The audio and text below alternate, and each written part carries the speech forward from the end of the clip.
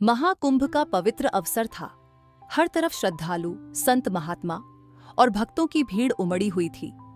गंगा की लहरों में आस्था बह रही थी। आरती की घंटियों और मंत्रों की गूंज से वातावरण भक्तिमय हो उठा था। इसी भीड़ में थी रिया, एक आधुनिक और स्वतंत्र विचारों वाली लड़की। उसे हमेशा से कुंभ का अनुभव लेना था। उसने अपनी तरह से इस पावन मेले का हिस्सा बनने का फैसला किया।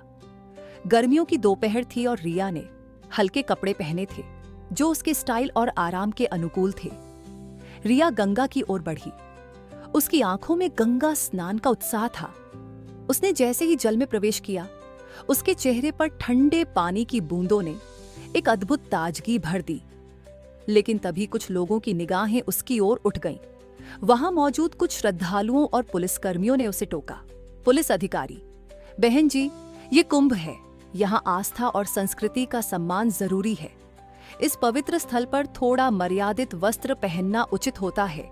रिया को पहले तो थोड़ा अजीब लगा। उसे लगा कि ये उसकी स्वतंत्रता में दखल है।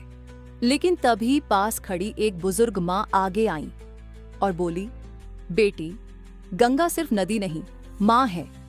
जैसे हम मंदिर में प्रवेश करते समय सिर ढकते हैं, वैसे ही गंगा स्नान भी एक आत्मा की शुद्धि है।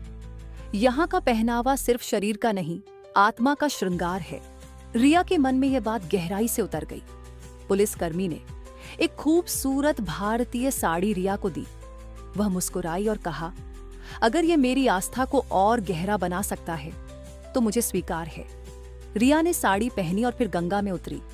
इस बार उसके भीतर केवल पानी नहीं, बल्कि एक नई समझ और श्रद्धा का प्रवाह था।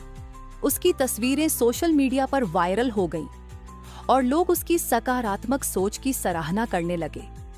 महाकुंभ ने उसे सिर्फ गंगा का स्नान नहीं, संस्कार और संस्कृति का पाठ भी दिया।